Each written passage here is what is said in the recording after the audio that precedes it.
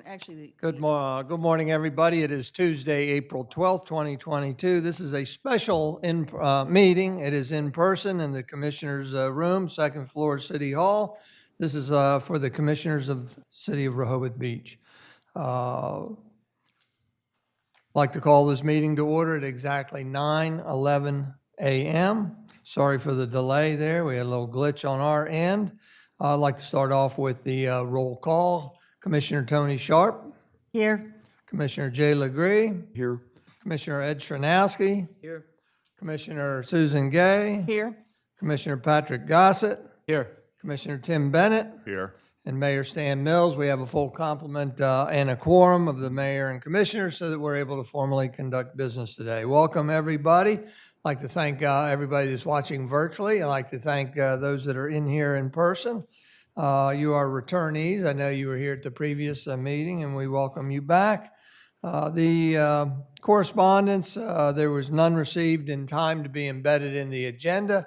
However, late Monday night, last night, we received an email from Stephanie Smith that I forwarded to the commissioners just early this morning, and that will be embedded in this agenda after the fact.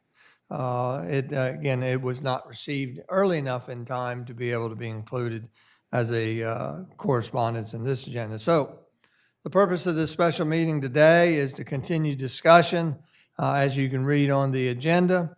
The totality of Chapter 253 trees, which is now being rearranged. With that, I want to turn it over to Commissioner Susan Gay, who has been leading the discussions on this topic. Susan, remind me, I think this is what I call tree meeting number 5, I believe. It's number 5. Very yes. good. Yes. Well, thanks, Mayor. First of all, I'm just going to make a couple of introductory comments about sort of where we are, and then we'll get straight into this last article of the ordinance. The last meeting was on March 22nd, a few weeks ago, 3 weeks ago, I guess. And you might recall it was a long one. It went a little over 3 hours. But we did get through the private property section. I actually went back and watched much of it to sort of see where we left things, and we really did get all the way through that section. There are 2 big unresolved issues, and after we end today, I want to talk about next steps with those issues as well as where we go with the ordinance as a whole.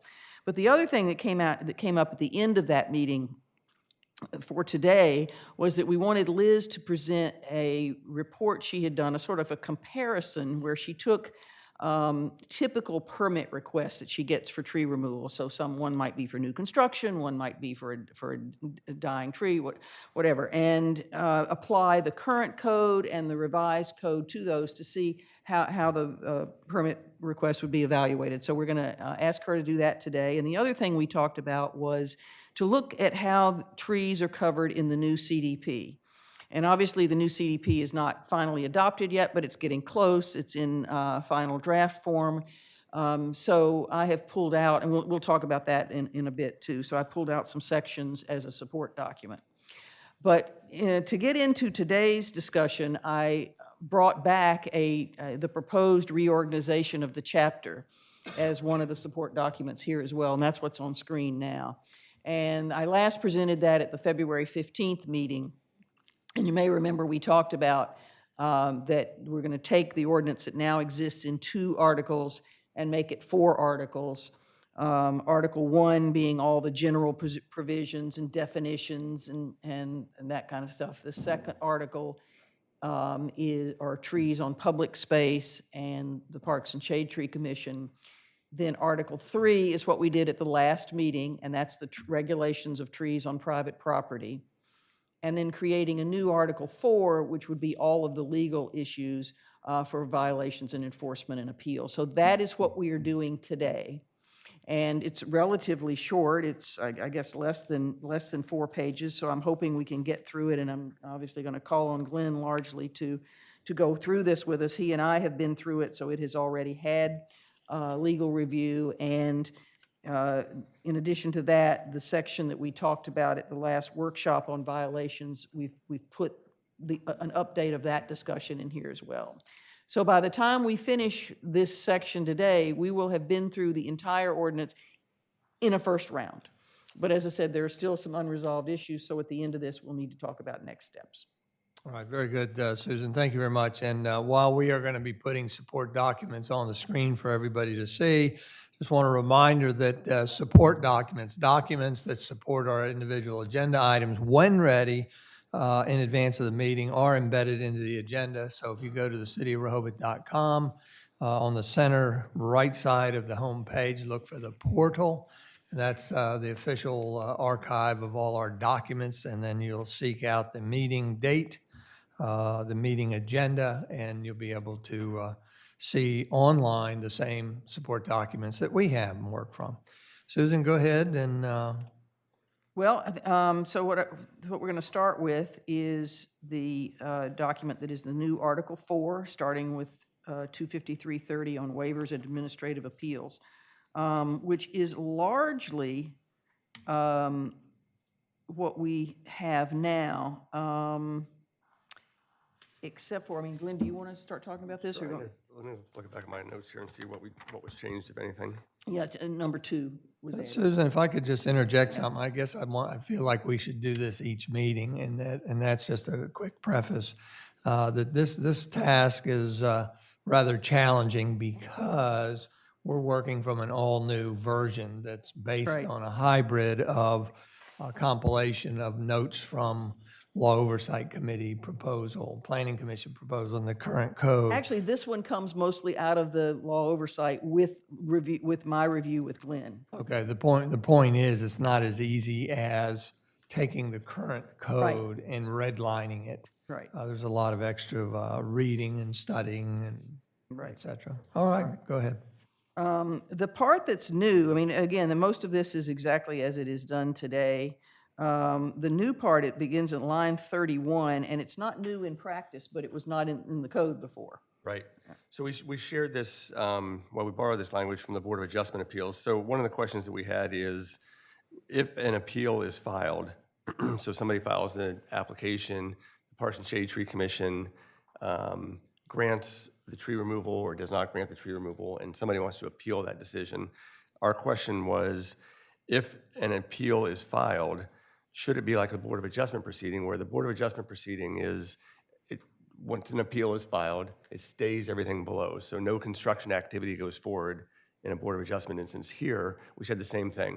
Once an appeal is filed, it stays all the activity below until the appeal is heard by the commissioners. I'm sorry, by the Park and Shade Tree Commission. It's actually in You're going to both see places. it twice. Yeah, you're going to see it twice. Yeah. So just to follow that through, you'll see later in the ordinance where both an appeal to the Parks and Shade Tree Commission stays the proceedings and appeal to the city commissioners. So in each instance, proceedings below are stayed, and that the reasoning there, certainly on the second appeal that would come before the commissioners, is, for example, if the Parks and Shade, and I'm getting ahead a little bit, but if the Parks and Shade Tree Commission issues a tree removal permit, and for some reason somebody wants to appeal that, once the appeal is filed, it has to stay proceedings below, or else the individual who received the permit would be able to take the tree down before you all get to hear the appeal, which wouldn't be appropriate. So we're staying everything below as soon as the appeal is filed in both instances, an appeal to the Parks and Shade Tree Commission and an appeal to the city commissioners. And that's the way you've been doing it, it's just that it was not worded that way specifically. Right. Yeah. But clarify, what is stayed are further actions dealing with tree applications. In other words, it's the construction permit is not stayed. That's and right. they have to stop That's right. construction. The tree removal permit is different than a building permit. So the building activity can go on, but the tree removal permit, the tree removal can't proceed without the issuance of a permit. Okay. I want to do something at line 18 when you think it's appropriate. I think it's fine, right? Yeah, I don't have anything else on this, in this All one. right. Yeah, I think that's Line everything. 18, it indicates that any person aggrieved by a decision involving the grant or denial of an application for may appeal to the City Parks and Shade Tree Commission. This is of interest to me. I know it's come up before in conversation analyzing this, and what does it mean, any person? And can somebody that lives in Lewis make an appeal? Well, apparently so, because it says any person.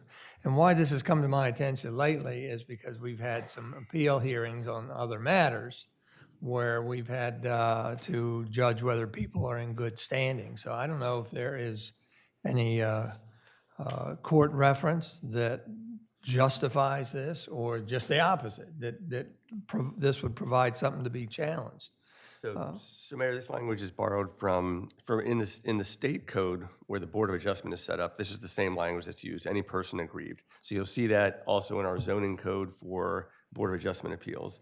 I've never liked this language because I think it provides a huge open door for any person who thinks they've been aggrieved to bring an action. And then what happens is the adjudicatory body has to decide whether that person actually has standing to bring that action.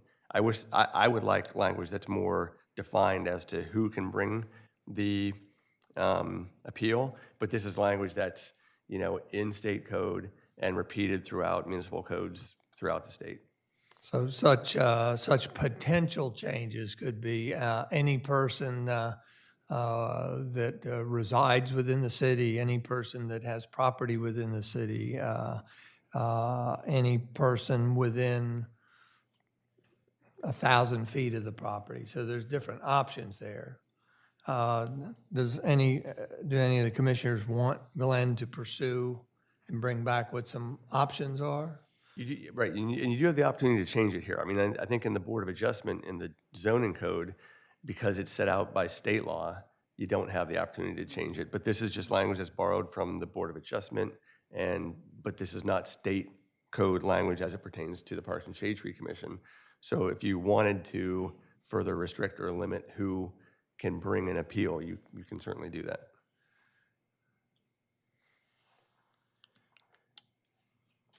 Any direction?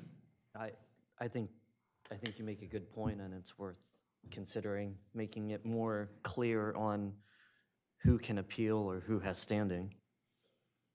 Well, then let's have Glenn bring something back to the next meeting.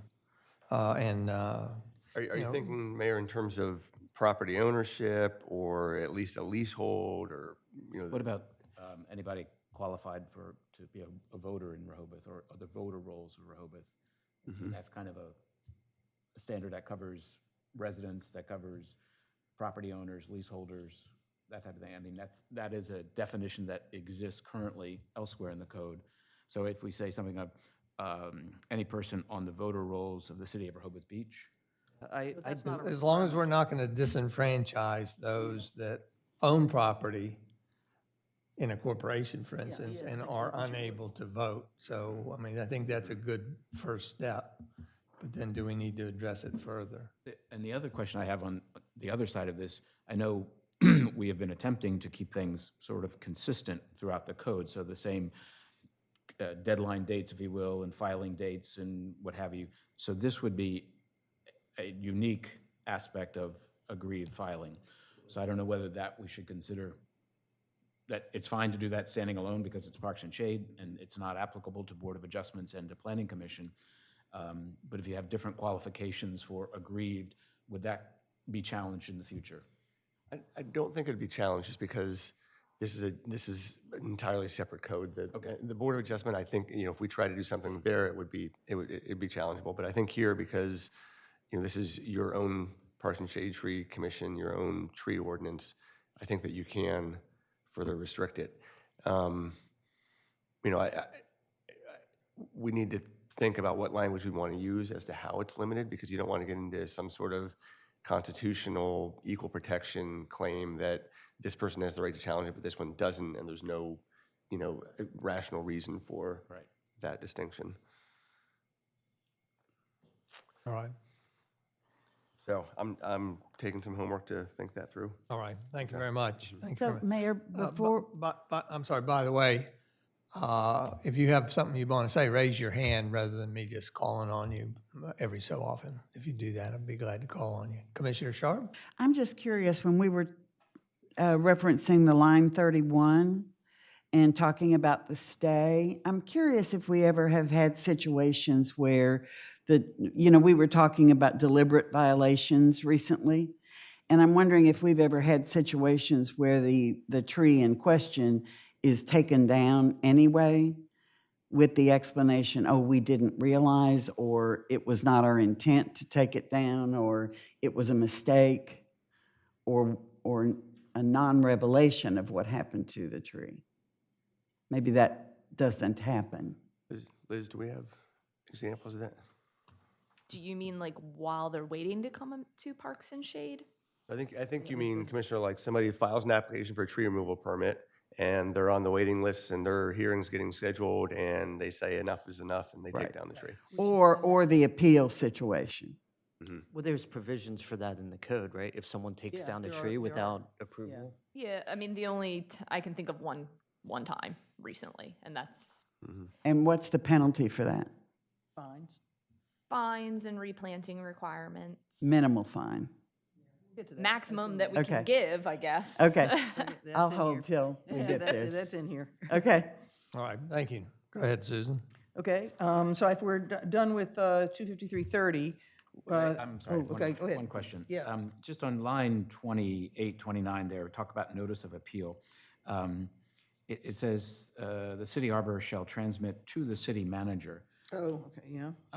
Is that the keeper of the materials, or should it be the city secretary? Or, I'm just curious there about the process, and it just seems odd that the city manager is the recipient of that.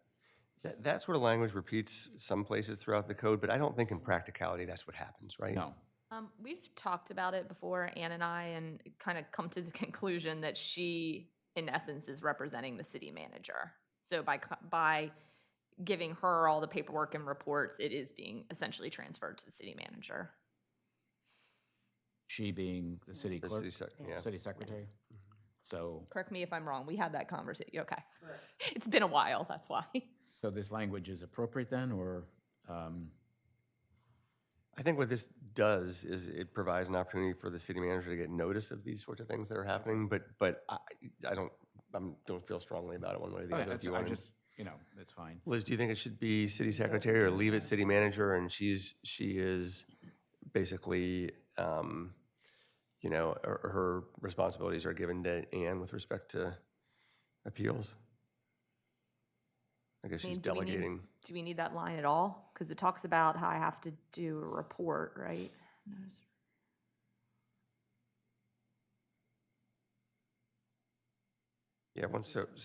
Yeah, so I mean, right, it's what's in there now, but once it gets sent to the city manager, I guess you're right, Liz, what relevance does this have? Upon the filing of a notice of appeal, the city arbiter shall transmit to the city manager all the papers constituting the record of the basis of the city arbor's decision. City hearing within the city arborist may file a written response. So then we get down to line 39 and 40. The city arborist may file a written response to the notice of appeal with the city manager. So it's sort of like, the way it's set up, it runs everything through the city manager, although in practicality, that's not what happens. Does it make sense to change it to the city secretary if that's what's actually happening? Yeah, because the lines 28 and 29 are essentially like useless, right? Because we have 39 through 44 that kind of says the same thing.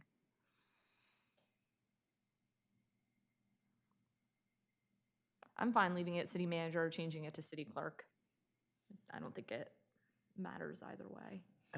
I think leave it city manager just because it works in practicality and, under the current, with Sharon in place and Ann in place, it works that it goes through the city secretary. But I think that leaving the city manager in there provides for in the future, if the city manager wants to be getting notice of all these things or more involved in some ways, that's there to allow for it. So I think I'd leave it. And just in practicality, that's fine with me, I was just questioning it, but in line 24 then, we also talk about a notice of appeal must be in writing and shall include. Is that a form, is that a letter, in the sense that is the city then obtaining all the information necessary to really start the appeal process? I mean, could you just write a letter and say, you know, I like trees and I don't want this one cut down. Is that enough of notice of appeal? Do we have any criteria as to what minimum information we need from the appellant? Well, the typical appeal, which is appealing the denial of a tree removal Okay. permit, we have a form for. So you have to fill out all that relevant information, including why you think the tree should be removed. So which of these conditions does it meet? Okay. The appealing the approval, or appealing a Parks and Shade Tree Commission decision. That's different. That's not what Yeah. this section Right. is. Yeah, I think that was just a letter. But I could be wrong. And if that's enough criteria, that's fine. I'm just kind of curious as to, does that give people enough information of what is? So I think we'll get to the more interesting question, which is an appeal from the Park and Shade Tree Commission decision to the commissioners. This section is only dealing with appeals to the Parks and Shade Tree Commission. Okay. And that one, I think you have an adequate form to, that one we do get the information. But I think the next round, we'll have to look at more Does it need closely. to specify that must be in writing on a city supplied form or something like that, or just in writing? I don't think so. I think as long as it's in writing and gives the reasons, I think that's fine. Okay. Then on line 33, it talks about by reason of facts stated in the certificate. What certificate are we referring to? I'm not curious. Or Oh, then that's probably what we picked up from the Board of Adjustment language. And so, yeah, Yeah, I think certifies that the Park Shade. an appeal shall stay all proceedings in furtherance of the action appealed from unless the city arborist from whom the appeal is taken certifies to the Parks and Shade Tree Commission after notice of appeal shall have been filed with him that by reason of facts stated in the certificate, a stay would. Yeah, I mean, I think that certificate refers back to, certifies to the Parks and Shade Tree Commission. It's kind of clunky language, but it's also, again, it's borrowed from the Board of Adjustment. I think just keep it consistent. Application, maybe is what it means, basically the form they filled out. We've got a member of the public. Carolyn, you want to tell us your name and your address? Yep, And Carolyn Diefendorfer, 113 Newcastle. So I have a question. If somebody's issued a tree removal permit, are they not allowed to act under that tree approval permit for 30 days if there's 30 days that somebody could appeal that decision? I mean, it's been years since we took down a tree when we were doing our renovation, but I thought we were able to act on that tree removal permit as soon as we had it. And if somebody can file an appeal within 30 days, are we now saying people can't act on their tree removal permits for 30 days? We struggled with this a little bit, trying to figure out the timing, because in some ways you could extend this way out. So the way that I see it now is that once a tree removal permit is issued, the person can take the tree down and does not have to wait 30 days. But if an appeal is filed before the tree is actually taken down, then it stays the proceedings Okay. and it goes forward.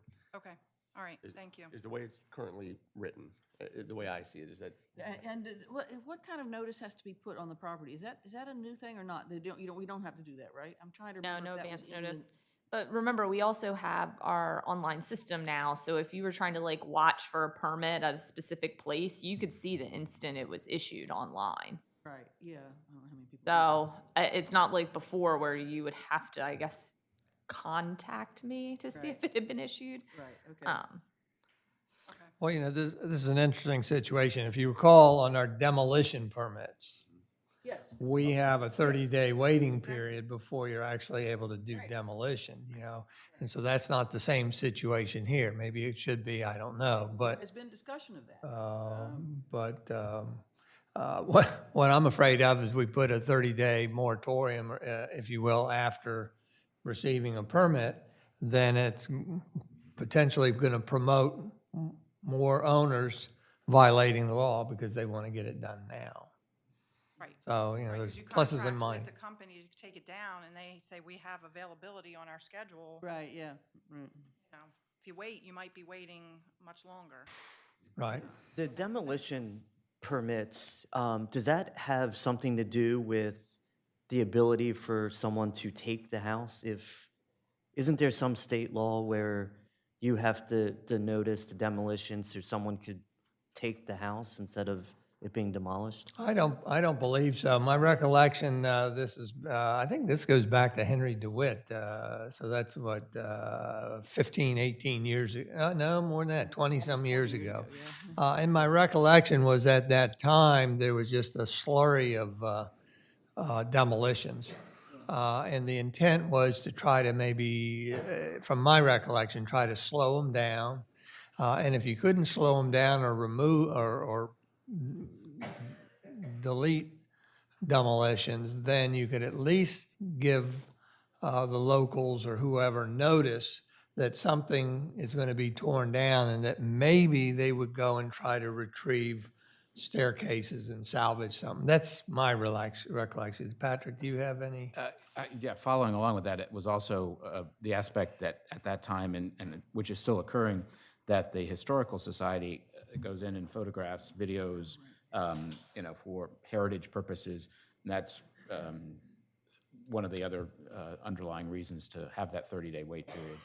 And Habitat for Humanity is also called to try to rescue, reusable appliances, cabinets, what have you. So I don't know if that's been realized or not, or whether that was just a good That was the intention. intent. But again, if you applied that to trees, then it would act a little different perhaps. Thank you, Carolyn.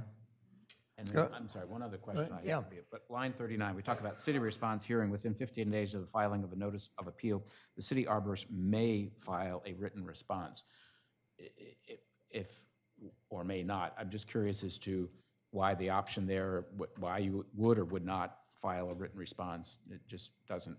I mean, in practice, she always does. She files a report of the city arborist. So, I mean, that's the response. And is there an instance where it wouldn't make sense for you to file a response? 6 years, I haven't had one, so Yeah, I can't think of any. Shall, not may. I mean, if I'm not here, And shall always pops up to me, so I just, So maybe the requirement should be you shall file a yeah, that's right, report, that's what even if the report says, I concur with the appeal or I don't concur with the appeal. yeah, the only thing I can think is if I'm physically not here, if I'm on leave or something. Because it's within 15 days of the appeal, not business days, so it'd be very possible I was on a 2-week vacation. You're going to be taking your laptop with you. What laptop? This may sound not great, but I'm always reluctant to say that the city shall do something. I usually like Right. the word may with the city, 'cause it's our internal operations. If an applicant's coming before, there's certain things that we require, they shall provide this information, that information. I'm always reluctant to say the city shall do anything, because that provides And use it- opportunities for people to challenge us. Use it against us, yeah. fine with leaving it, but I just. All right. It's a good point. I mean, in practicality, though, it always happens. Always There's has a- a Yes. report, yeah. Thank you. Thank you. Susan, go ahead. Yeah, any others? Just for, if you will, for a global, for the entire thing is gender neutral language. Oh, Yeah, there's he in there a number of times as yeah. it pertains Okay. to arborists. Okay. So then going to page 2, again, that lines 46 through 53, I think are in the current code about the Parks and Shade Tree Authority. I don't know where Evan is. I'm sorry, where are we? Top of page 2, the last section of that, of the administrative appeals about the authority of the Parks and Shade Tree Commission. Yes, ma'am. Okay, so that's no different from, I think, what's in the current code. That's right. And then 25331 is the appeal process to the city commissioners. And again, what was added there was number 2, where it says the appeal shall stay all proceedings. And again, so line 56 is one of those any person Right. situations that we'll throw into that homework for you, Glenn. Can we go back to line 50? Because there actually is a change from the current code. Oh, okay. 50 and 51 are new. Oh, okay. So there was nothing about it, the substantial evidence, arbitrary or capricious in the What is Oh, new okay, exactly? okay. Came from law oversight, so, all right. It basically, the current code ends, may reverse or affirm wholly in part, or may modify the decision. That's how the existing Only one if it is. finds that the city arbors is contrary to, okay, is not supported, okay. Okay, Yeah, so basically, this is saying they have to have an actual reason to overturn it. They just can't say, we don't like the code, or, oh, we like this person, or it has to be based on something. Following that.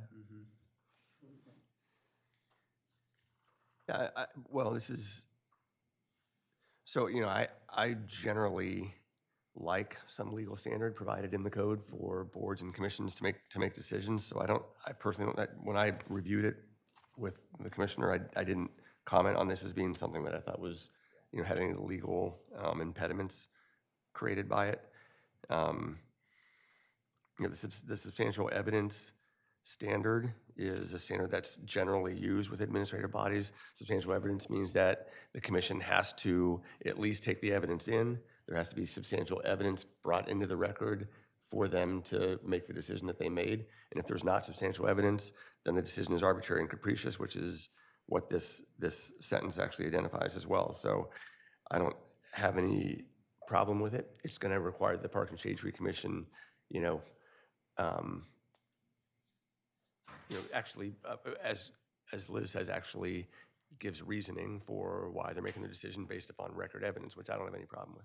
Well, that's a different standard than they've been using, right? Because from my recollection, some of their decisions, or a lot of their decisions, are subjective. And that's what we don't want. So this, correct, Right. right. Yeah, I agree. So this helps kind of resolve that. Well, let me ask you, Glenn, does this preclude them from giving essentially because we kind of have two types of appeals, right? They could find that I'm just wrong, right? They don't agree the tree is a hazard or whatever it may be. Mm-hmm. Can they essentially give a variance in the fact that, well, the city arborist is right, the tree isn't a hazard, but we see how badly you want it gone, so we're going to let you do it anyways? Does this preclude them from doing? Yeah, I think it does. Okay. Because the mayor is correct in that the situation I just put forth has happened. Yeah, I know. I witnessed it. So But there are 7 reasons given under the code for the removal of a tree. And this Parks and Shade Tree Commission should be basing their decisions on those 7 reasons, just like you do in your day-to-day activities. If there's not substantial evidence on the record to demonstrate that one of those 7 conditions is satisfied, your decision should be affirmed and the tree should not be removed. well, and Glenn recently had a session with the Parks and Shade Tree Commission members to review those 7 criteria. Now, if I recall, though, they're only applicable to one kind of appeal, not another. Right, like this, when there's a difference between Private property. private property and public property. In public property, they need to follow those 7 criteria, but when it's, just the opposite. Well, private property, they do, but on public property, they don't have to give a rationale. Right. Public property is the city's property, so they have a lot of discretion to choose what can and cannot be done on our city property. But on private property, they don't have that degree of discretion. There's certain criteria they have to satisfy. So 2 questions is, do we have a dual system? And is that fair, or should it all be the same? That's one question, but the other is just a note that I want to make sure all the commissioners and the public understand what these changes are on lines 50, 51. It's pretty powerful because it's a different dynamic than the Parks and Shade Tree Commission has been using now for their rationale. but isn't it, I mean, it shouldn't be, but now it's stated in black and white, like the well, I was legal going to say, standard is shouldn't there. it make the decision process more uniform going forward, regardless who is on Parks and Shade Tree? It should. I mean, what it does for me is it makes it more defensible. If the Parks and Yeah. Shade Tree Commission is actually, Right. looking at this line and saying, I need to have record evidence, substantial record evidence to Right. make my decision based upon the 7 criteria, and they're carrying out their activities that way, then I can defend their decisions much better if they're challenged. Right. Whereas if it's subjective, as the mayor says, that's never a good place to be when you're trying to defend a decision. That's just made, because that's the definition of arbitrary and capricious. In a sense, when we vote on a zoning change or zoning decision, we have to be very specific. Right. Similar similarly in making a motion or a vote on a zoning change for, if you will, the record, so you have a specific reasoning behind why you're making that. Right, this is the same standard that's applied to zoning changes, Commissioner, as you say, so that it would be the same kind of reasoning, rational process you'd have to go through to get to a decision. So I'm hearing that we're going to leave this alone, this new change there that gives more specificity to their, the appeal process there. I think, Liz, you would, you welcome this language, I think, right? Or maybe not.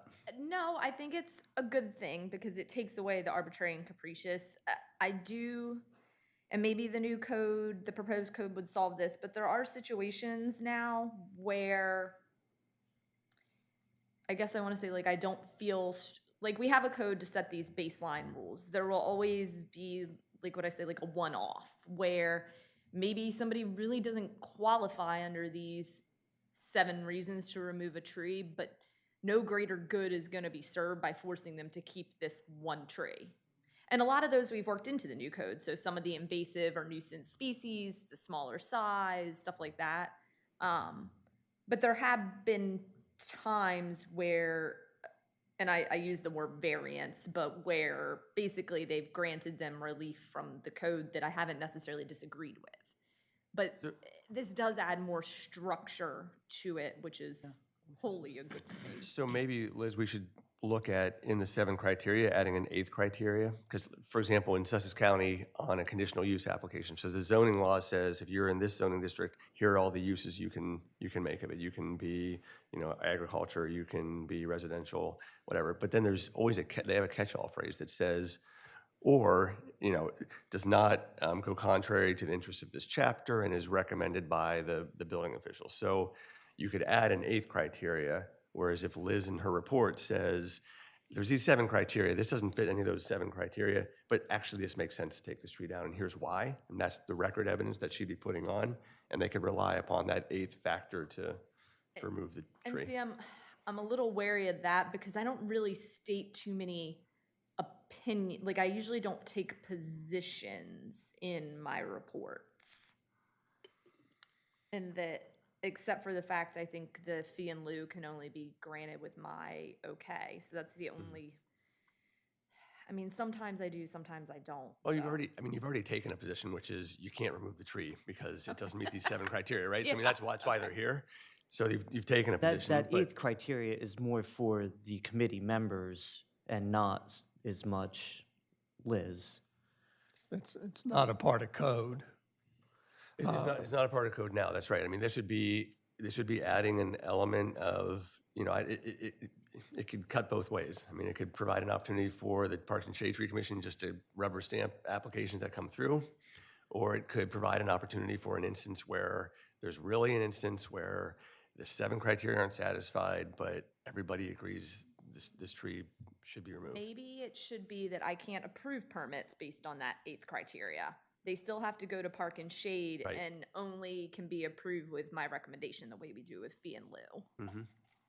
So the onus is still on the person to apply, but they do get essentially that variance with the recommendation. Still for the review of the Parks and Shade, because I'm only one person. So even though I may say, well, this tree does not serve the city, it doesn't serve the people that own it, Park and Shade may disagree, right? Glenn, I think it would be prudent for you to either do a little memo or something. I think you've already got those 7 criteria typed up for the Parks and Shade Tree Commission, but I think it would be prudent to share them with all the commissioners and the public. So maybe we'll make that a support document, Susan, for the next, the next. Criteria. And we may even want to expand discussion on, after we look at them, to see whether they should be codified or not. They are codified. They are. All the 7? Yeah. 7 criteria? Okay. Currently, Yeah, in the current code, it's its own section. Yeah. Under tree Okay. removal Okay. permits. Okay. And it's the same wording is on the form as in the code? Oh, On the appeal form, yes. Yeah, I'm just saying the 7 criteria listed are worded the same way that they're worded in the code, yeah, I'm trying to see. It's listed where? I'm sorry. on the form, Which form? the appeal form? appeal form. I'd have to double check application. it, but I believe so. I think there's just check boxes, and I think we have an extra one for fee in And lieu. it's slightly different. There are some slight changes in what we made in the new code, but it's, Where yeah, is it's the code section reference? 25324, tree removal permit.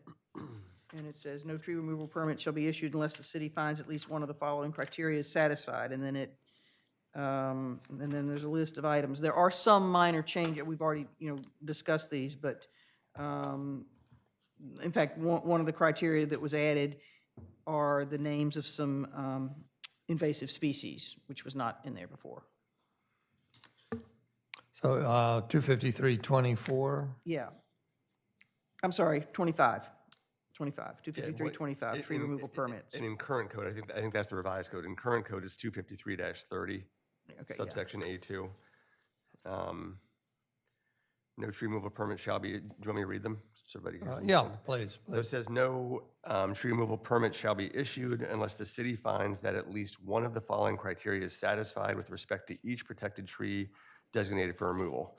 1, in the case of an application for a building or demolition permit or for approval of a subdivision, the tree is located within the net buildable area of a given lot as identified on the tree survey protection planting plan, provided that alternatives under 253-35F of this article have been considered. So that's the first criteria. Second, the tree is located within an existing proposed public or utility company right-of-way, and relocation of such right-of-way or the use thereof is not reasonably practicable. Third, the tree is located within an existing or proposed public easement, stormwater management tract, or facility, provided that only the minimum area reasonably necessary for the public service or use shall be considered for purposes of determining whether there is necessity for tree removal.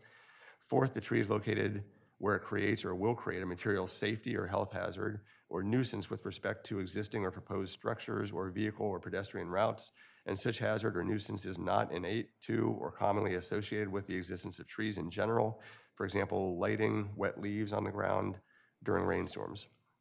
The fifth criteria, the tree is located where it interferes with the installation, delivery, or maintenance of proposed or existing utility services to the lot, and relocation of such service is not reasonably practicable, except that a higher degree of necessity must be demonstrated by the applicant in the case of a historic tree. 6, the tree is determined by the city to be dead, significantly diseased, severely injured, or in danger of falling. And then 7th, the tree prevents reasonable development of a lot that is otherwise permissible under the city ordinances. However, a tree removal permit shall not be granted where the applicant has failed to design and locate the proposed improvements, demolition, or subdivision so as to minimize the removal of trees consistent with the permitted use of the lot, and shall be granted only after full consideration of alternatives under section 253-35 of this article. So this is the 7 criteria that Liz looks to say, can I issue this tree removal permit? If none of those 7 criteria are satisfied, she denies the permit, and it comes to the Parks and Shade Tree Commission on an appeal. And the Parks and Shade Tree Commission is supposed to also be looking at those 7 criteria and saying, did Liz get it right did the city arborist get it right under these 7 criteria? We added 2. And the there's, new code. what are the 2 additional? The 2 additions are the tree is located where it interferes with the root or crown development of a larger, healthy, protected tree on the same lot. And then a tree is determined to be one of the following species: Ailanthus, Bradford pear, Japanese black pine, Leland cypress, and Norway maple. Thank you. Yeah. Thank you.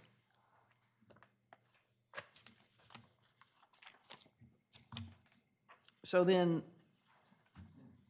since it's already in the code, we don't need to put it in this section. No. Right, yeah, okay. Okay. All right. Are we ready to talk about 253-31, appeals to commissioners? Now, this is one, I was just looking at the current code where the only thing there is, talking about making things more specific, it looks to me like the only thing in the current code is a 3-line statement of review of commissioners. The city commissioners shall have the right to review the conducts, acts, and decisions of the Parks and Shade Tree Commission. Any person may appeal from any ruling in order for the Parks and Shade Tree Commission, who may hear the matter and make final decision. And that's all it says. It doesn't say anything about the type of appeal. It doesn't say anything about the timing. And I think Glenn brought this up before when we've had some appeals that have come, months after the fact.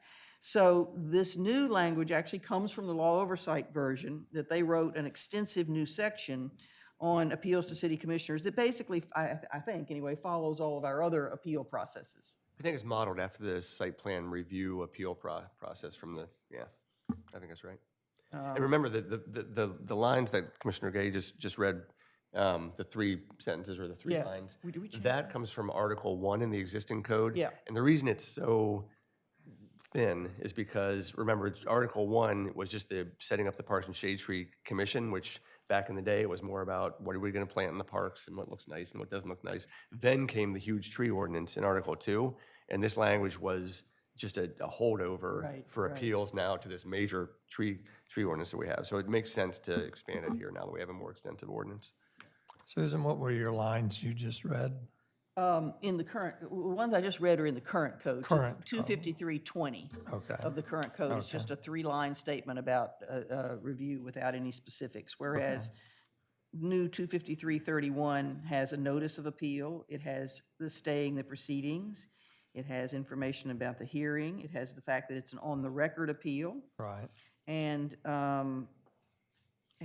what can be submitted by the parties, and the authority of the commissioners, the standard of review, and the judicial review. As Glenn said, it's modeled after other appeal processes, like the planning commissions. Anything in this one? My only question, I think it follows other processes in the code. My only question is on line 80. We talk about the record shall consist, and this is on the appeal back, the record shall consist of all written and oral evidence and legal arguments properly submitted. I'm just curious how one presents oral evidence from a previous hearing. So I think the way that happens is that there's a carryover here from the site plan review, which is persons who appear below, so persons who appear before the Parks and Shade Tree Commission, and then there's an appeal to the city commissioners. Those individuals are allowed to, whatever they said on the record below, they're allowed to come to the city commissioners and say the same thing on the record. So their oral testimony is maintained that way. It's also maintained, I guess, through the minutes of the Parks and Shade Tree Commission, which are always made part of the record here. Right. I just in practicality, if someone presents a second time, there's no guarantee that they're not going to introduce, intentionally or unintentionally new information. So I'm just kind of practicality.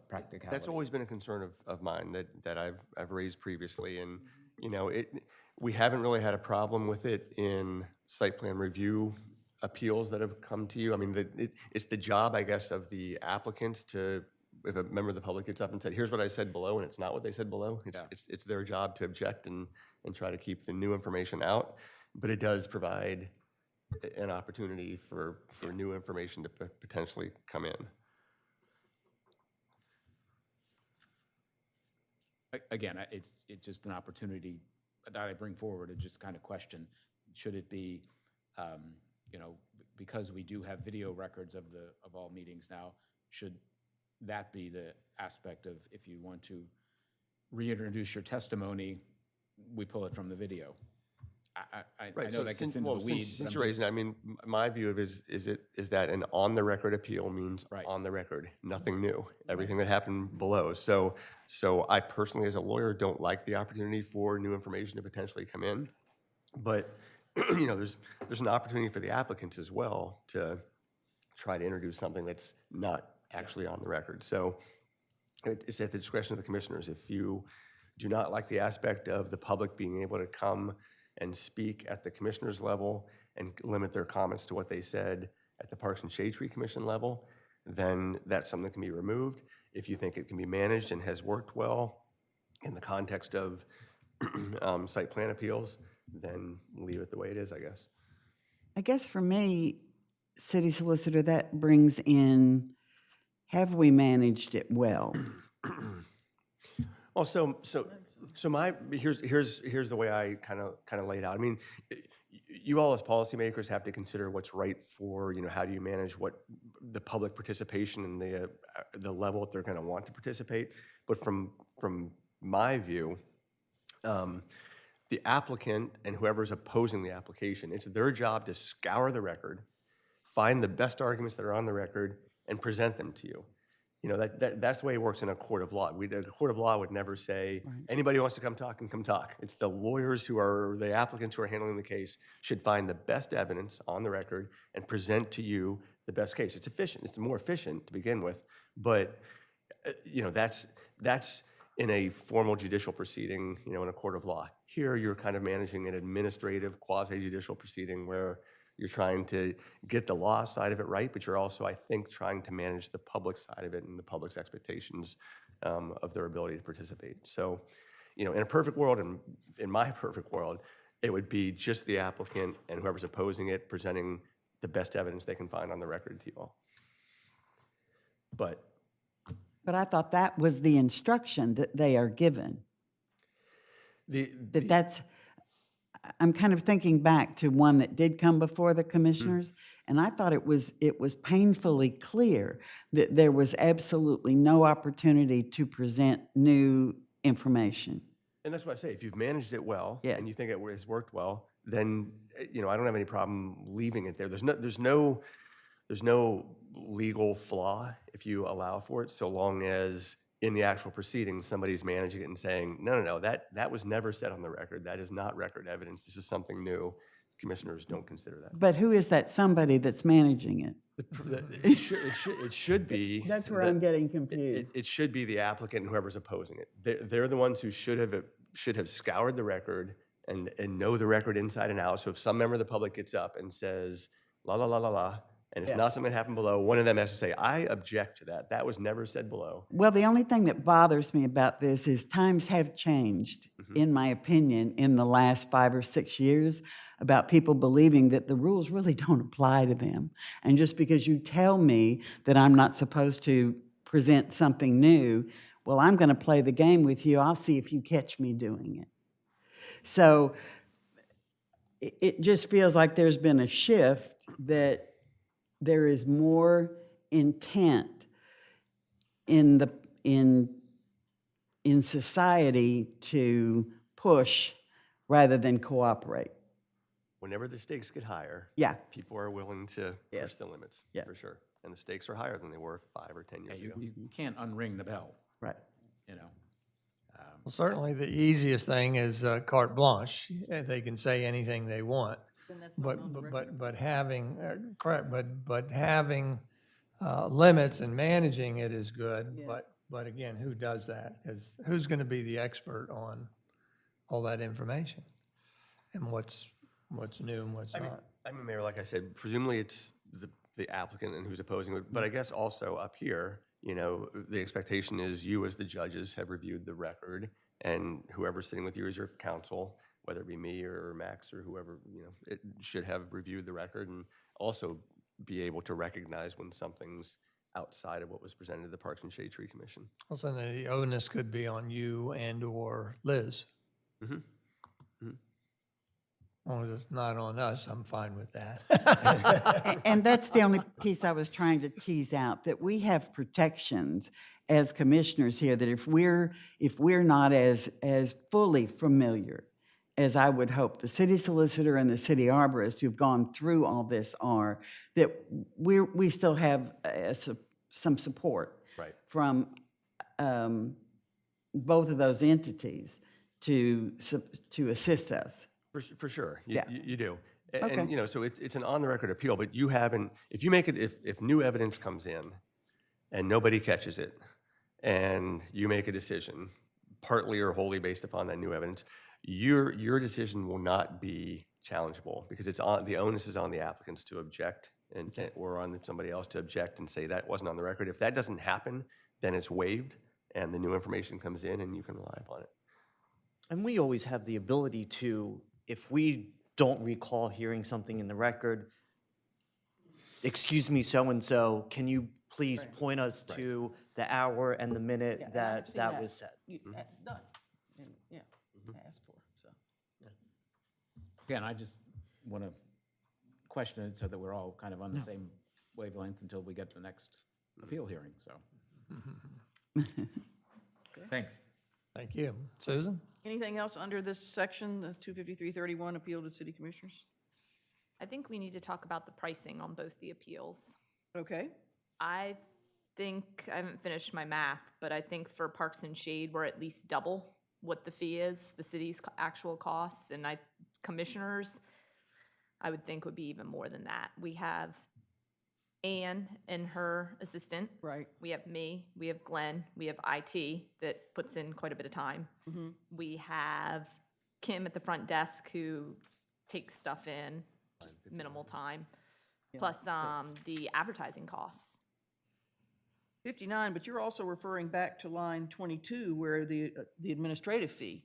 What is it currently? Is it $250. So that is what is current? I think Okay. we're legitimately and I'm talking like the average case, not the, And there's no fee for the appeal to city commissioners currently. yeah, I think we're losing quite a bit of money. And my understanding is that we need to cover our costs with those. Right, yeah. We're not making money, but we shouldn't be consistently losing money.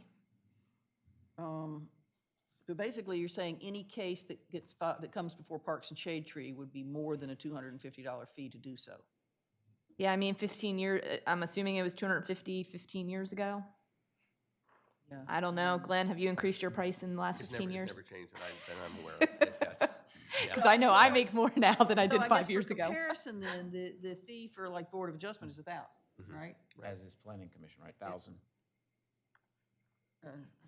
I don't, I think on a, and on a subdivision application or a partitioning for planning commission, Partitioning is 1,400, minor subdivision is more, and then you have the major subdivision. okay. But you also have site plan review, which is 500.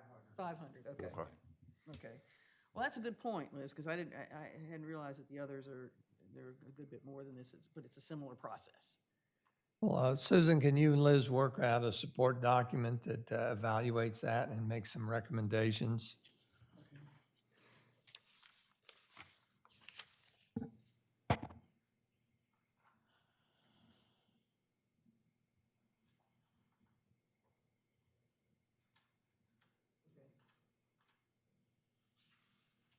Yeah, thanks for bringing that up.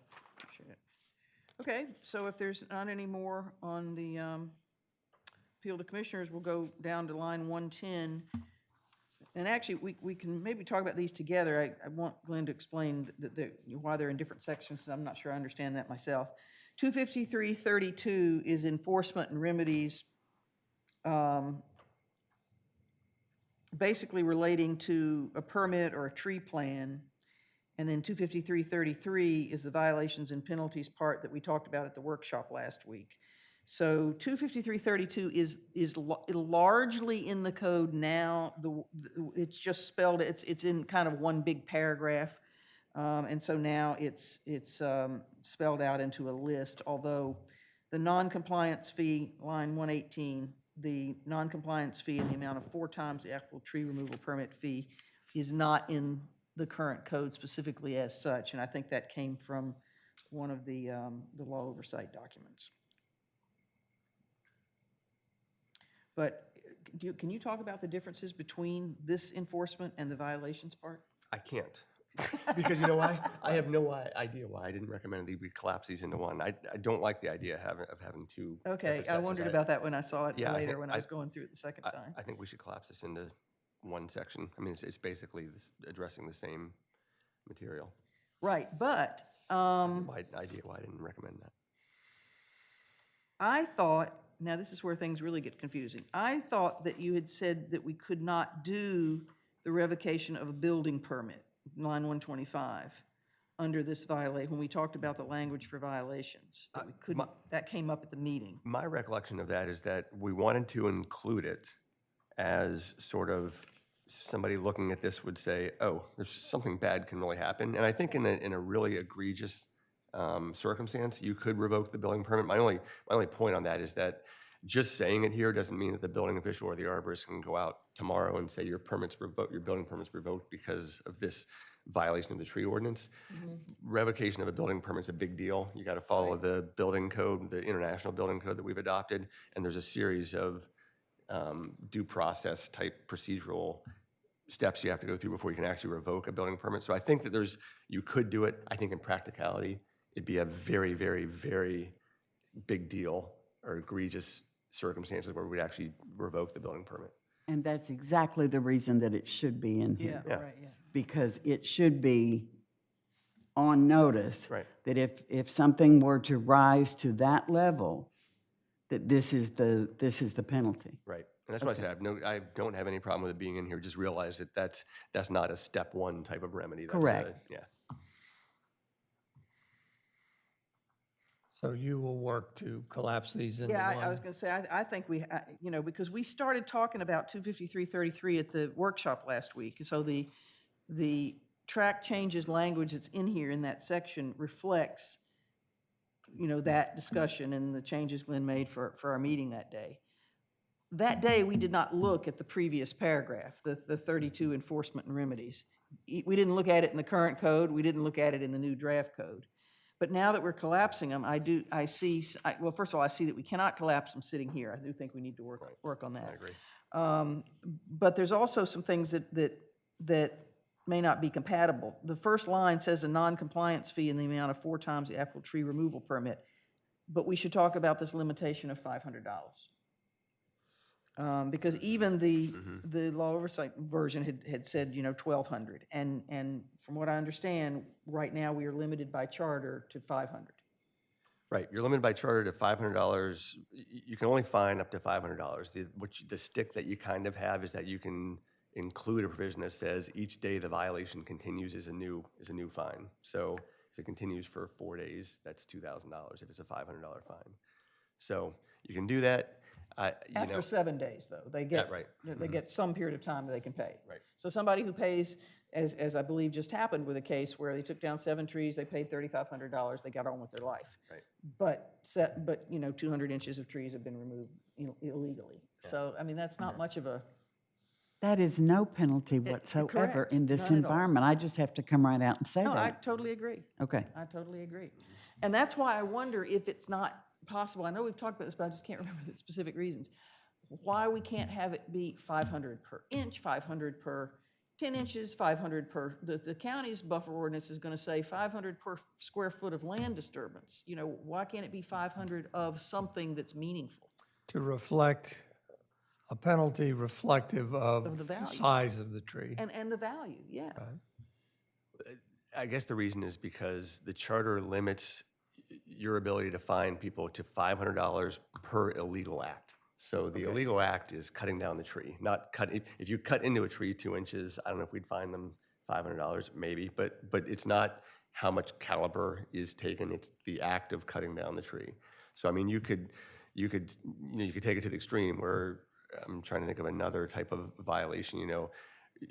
Riding your bicycle on the boardwalk during the season is a violation. If you ride 25 yards, it's this much. If you ride 50 yards, it's that much. Right, A judge would say, no, he's riding his bike on the boardwalk. That's the violation. I see. Yeah, $500. okay, so that's why that's you. Yeah. So in that case, we need to look at a charter change. Yeah. Right? And that's the way you would handle it. Again, I don't recall, since I've been with the city, which has now been quite a while, ever increasing the fine amount. And so $500, I think most people, and I hope the state legislators would agree that $500 is a very small amount for your authority to fine. In certain instances, you should have the ability to fine higher. So but that would be a charter change. It'd have to go through the state legislature. We'll have that conversation then, Glenn. Okay. But in the meantime, we are somewhat limited then, except that, so that's why we put in here the revocation of the rental license and city business license, that's now in line 135, 136, that has some meaning, right? See, but I don't think the 500 is that big of an issue, because if we go down to the planting requirements, we can make those whatever we want, right? So that's where either tree, because it's not about the money, right? The issue is they remove their trees. Right. We'd rather have trees planted Yeah. than have money in our Yeah. mitigation fund. Yeah. So here we give them the option. We can make it 3 times the amount. Right now it's, Okay, that's a good point. So we can we can do anything there, because right? this is actually, I guess it's B starting on line 143. That's actually a little bit weaker, a little bit less than what we have now, the proposed. Because right now, if it's related to construction, it's doubled the inches. Right. And this just puts everything on one playing field. That it's just, I think, inch for inch. Well, you might recall my discussion of this at the previous meeting, that I had a little anger and frustration at the continual ignorance of our tree code violations. And I am all in favor of maximizing all the fines, whether the fines and/or the mitigation. I'd like to maximize it, because I think that's maybe what it'll take to provide a sufficient enough deterrent.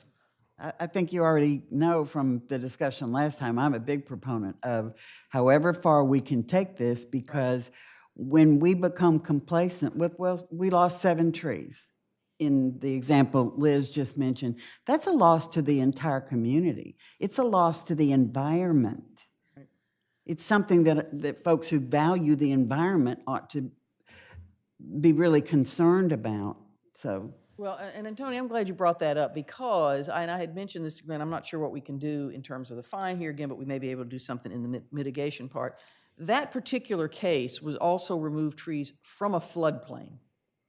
And I have wondered if we could have different criteria or different rules for trees that are removed from a wetlands or a floodplain. Right, and I think what I said is that the floodplain regulations are in a separate section of the code, and so you can have differing, you can value floodplains in different ways than you value than other areas of the city. So I think you can make that distinction. I'm not sure how we play it out exactly to make it the most effective, but Because it wouldn't be the monetary, it'd be something else. Right. Okay, right, okay. I'm just gonna make a note. Floodplain. Okay. Could I just comment a few? So, I'm all for, making it difficult for people that are intentionally violating. But I do think that, as written, some of the revocation of licenses may be a little harsh. And I'll just give one example. I had a contractor doing work one time.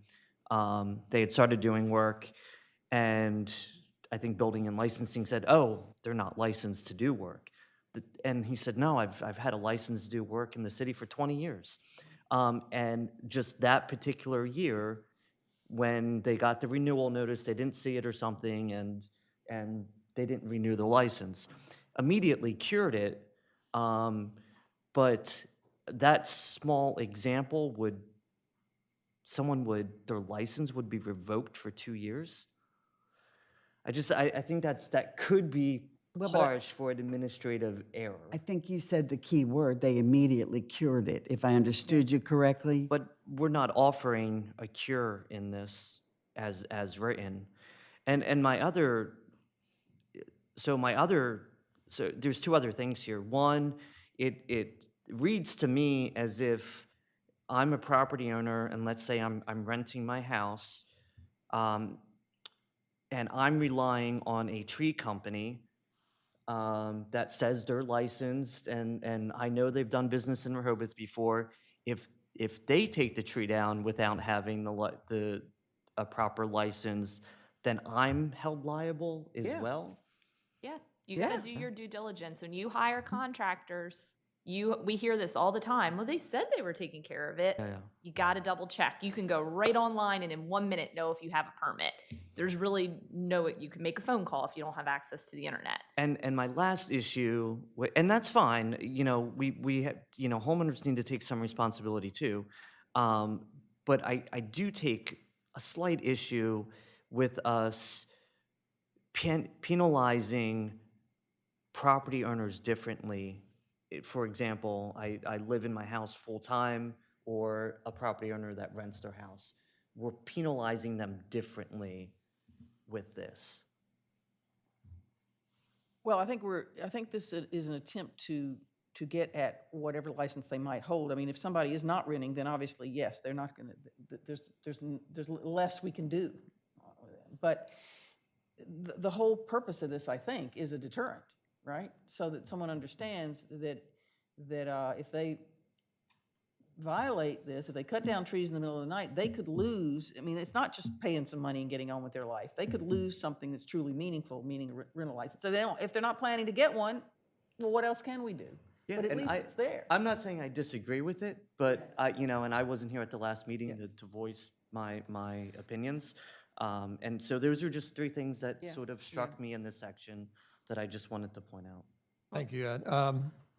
One of the things Glenn talked about earlier was the different tiers and perhaps the advantage of putting in here all the possibilities of tiers. But I think one thing I didn't hear, though, was who manages, who administers the penalties? Because somebody's got to think it through and say, well, that incident rises to this level, but this incident rises to another level.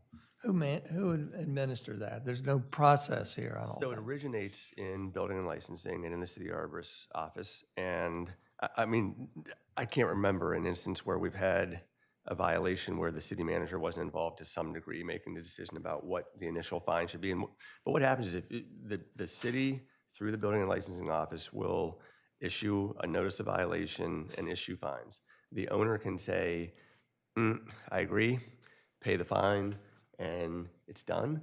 Or they can say, I disagree with that. And then we end up in we charge them formally through the Delgis system. We end up in the alderman court, and then the judge gets the ability to look at it, decide whether the fines that were issued were within discretion or whether something else is more appropriate, and then that can go to whatever court, but it starts in building and licensing and then proceeds through the judicial.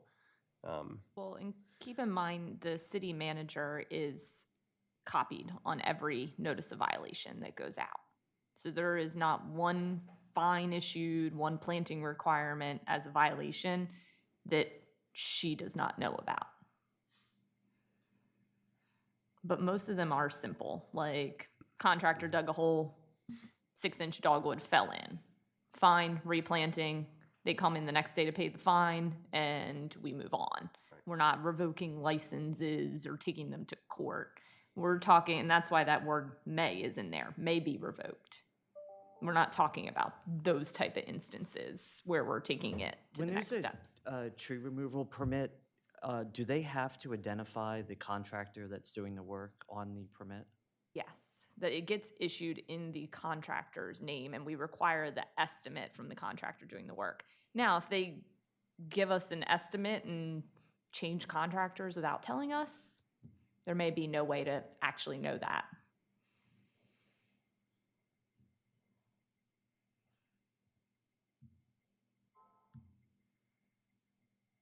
I guess I like leaving it in there so that for the most egregious of cases, we have a way to deal with it that's specified here.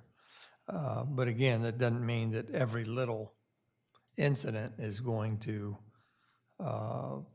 receive every violation noted here. So then, for the next discussion, we should look at collapsing the 32 and 33. I think so. Okay. All right. Yeah, I'm sorry for not catching that. I just think it makes better sense to collapse it. It's interesting that they were always in there separately. It's just weird. Okay, well then, we've reached the end of this first draft of the Article 4. So do we want to move into Liz walking us through how tree permits would be different, current code and new proposed code? Sure. I feel like you should give yourselves a round of applause for getting through the first round Well, of the tree. we got a ways to go. That's true. That's true too. That's limiting my. So Commissioner Gay, your next version of this support document that we just talked about would be a red line version so that we can see what the changes Right, are yeah. between there, okay? And then we can talk later after our other little discussions here, we can talk later about next steps and include that as well Okay. as And other if- next steps. And if you're able, do a red line, including blue and red colors. Yeah, of all of it. Yeah, I've got one running. I've got a running one. rather than black and white. Oh, is what yeah, I'm no, it saying, would yeah. be. It would be. Everything we've talked about up to this point has been input as a track change. Very good, thank you. Okay, Ready to move on? yeah, Okay. So I did this, gosh, months ago probably now. yeah, some It was a while ago, and there were some questions that had to be answered in the meantime that changed it a little. But essentially, I pulled out 10 recent permits at the time that were what I want to call normal. Okay, so it wasn't something that made me double check it because something looked wrong or it was a one-off. But these are all pretty standard-looking permits, all permits that were approved. I kind of divided them into 3 categories, which is pretty standard. So new construction, trees that were dead, dying, about to fall over, some sort of hazard, and then dead trees. And by dead, I mean there is not one leaf left alive or needle left alive on them. So if we can go to the last 2 columns, the current code trees planted and the proposed code trees planted, that differential shouldn't cause too much pause because we decided with the proposed code that it was going to be more of a focus on right tree, right place, and quality. So I don't think the number, and we also cut the size by 1/3. So I don't think that should give too much heartburn unless we've gone back on what we originally said, right? But the patterns it really pulled out, the new construction is going to be replaced at a much lower rate. And we've talked about this briefly, but I don't think that was what we intended with revising the code. And then the hazard and dying trees, that stayed about the same. And then the dead trees actually increased significantly. And I don't think that's what we intended either. Somebody taking out a dead tree, having to put back in 3 trees or 2 trees. If we want to go to the next page on this, which little bit of explanation on why it kind of went that way, right? So when we have the proposed code, the small trees are going to be replaced. We have that chart. With the current code, they don't require mitigation, so they typically don't have to be replaced. If you have other trees on the lot and you're taking out a 12-inch oak, you don't have to plant anything. On the flip side, with the proposed code, the large trees aren't going to be replaced at as high of a ratio. So the example I used, a large oak, 36-inch oak. So in the current code, we'll have 36 inches of mitigation. That can be met by existing trees. So if you have trees already on the lot, if you have 40 inches of trees or 30 inches, that counts for part of that 36. So the mitigation is just the inches out, if you have that many inches left, that's what counts. Okay. Yeah, so if you have a more treed lot, Right, I mean, you could have 3 trees, say you're taking out that 36-inch oak because it's a hazard tree. Say you've been nursing it along and it's dying. And you have 3 other trees on the property and they're all in good shape and they amount to more than 36 inches of DBH or caliper, whatever we want to say, then you don't have to plant anything, okay, right, okay. right? They can't cancel each other out. In the new code, no matter what you have on your lot, This is one of the big issues we talked about. no matter what you have on your lot, it could be a forest. You could have Right, no houses there. You could own a tract of woods and you'd have to put 4 new trees in. okay. And so that's where it really gave me pause because right now, most of the treed lots don't have planting requirements. They submit a permit, remove 1, 2, 3 trees. They have to put 0 back or 1 back maybe. And with this, we're making them put trees back. And I don't know if we all necessarily agree with that. I mean, to me, I don't think we want the treed and forested wooded lots to just have 2 trees or 3 trees. I don't think that's the objective of either of the tree codes. But I don't think we want to take a lot with 10 trees and now make them have 14. Let me see. What else is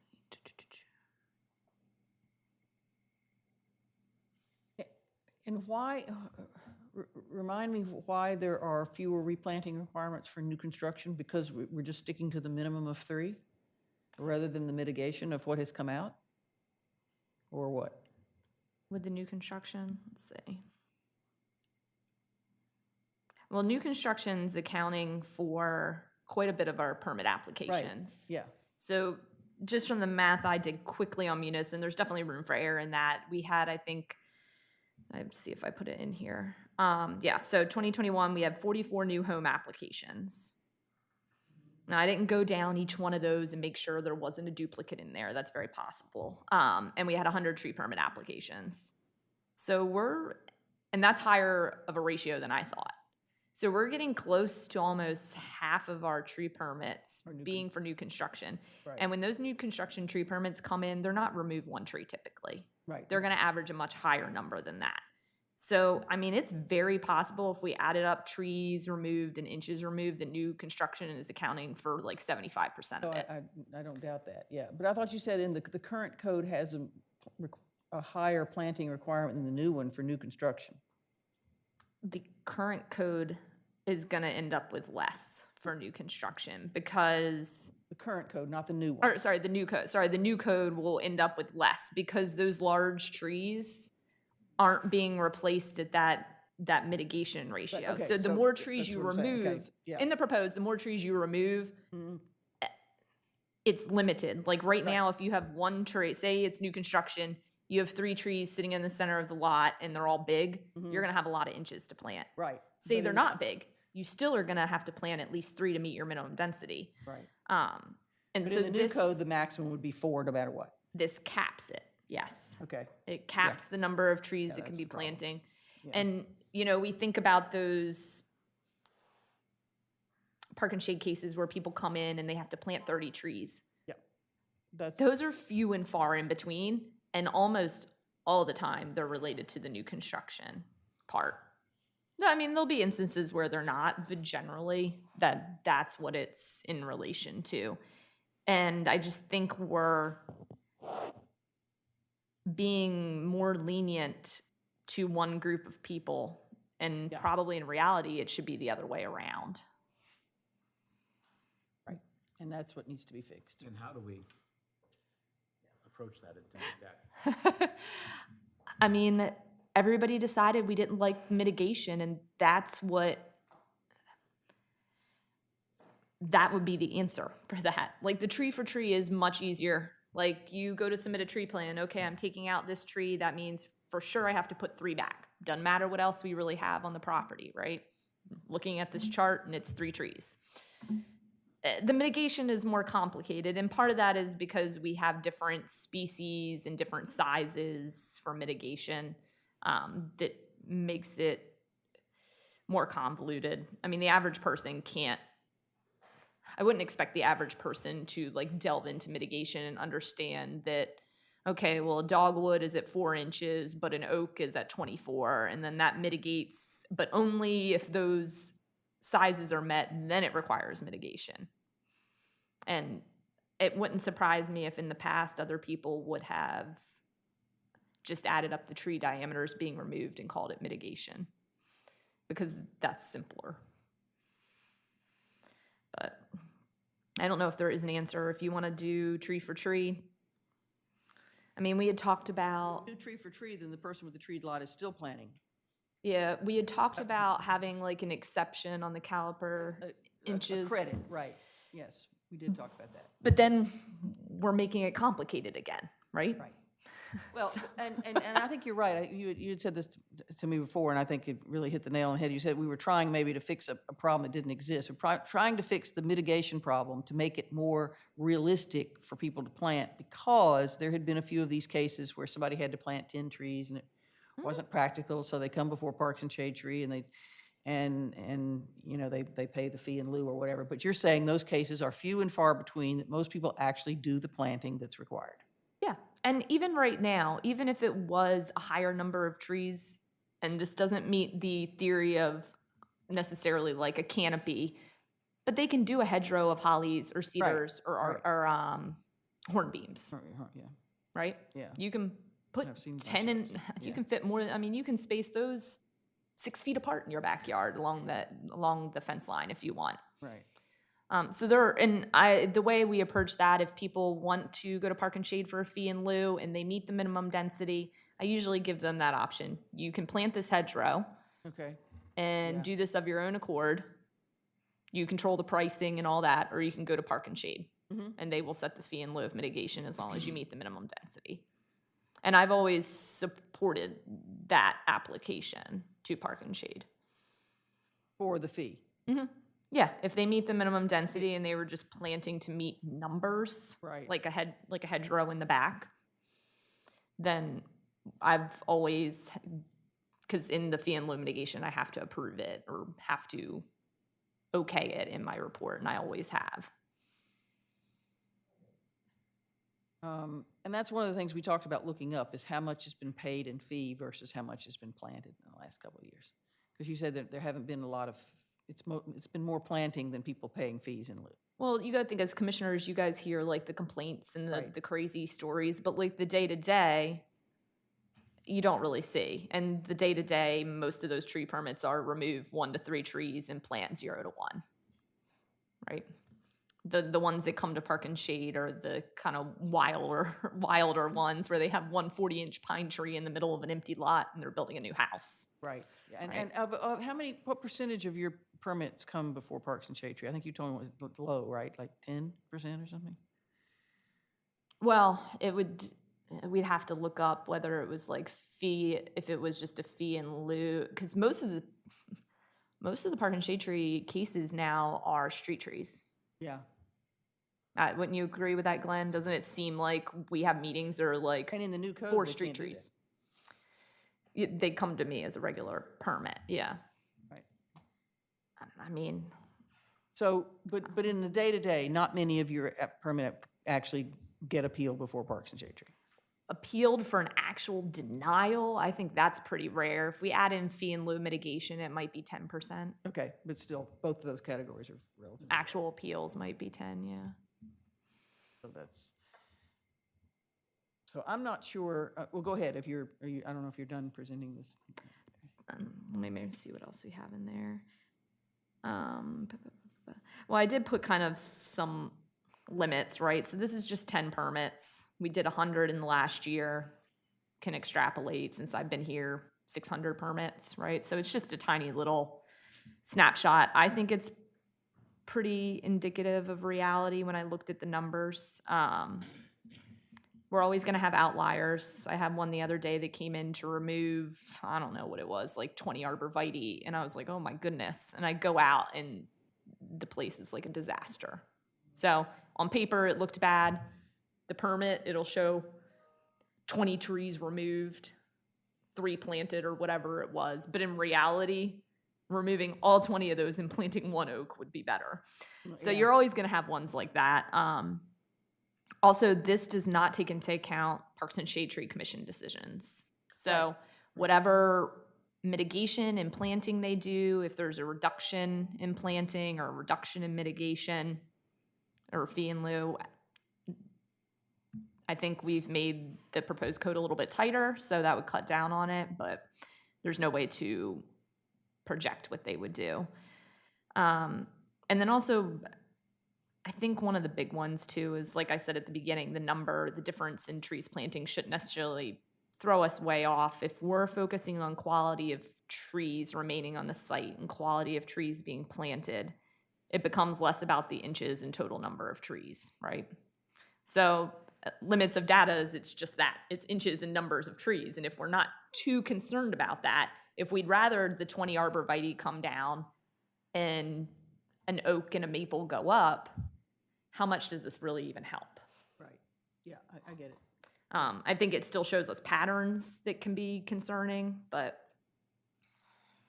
the actual inches, I think, are less important.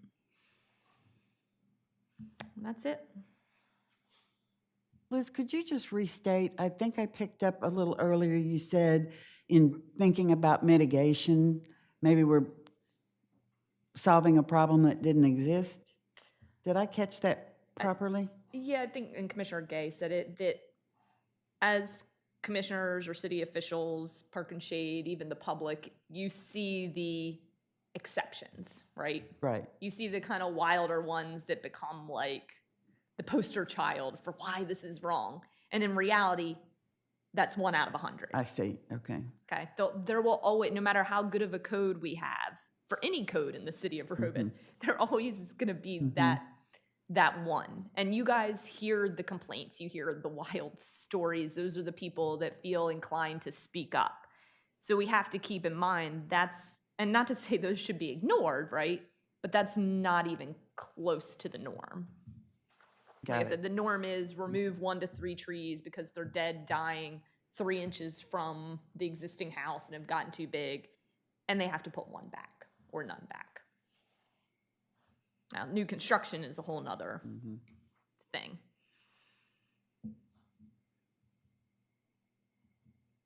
So, Is there anything further you want to say on the questions page? yeah, what were some of the questions? Um, Go up to that. Go to her last page there, Evan.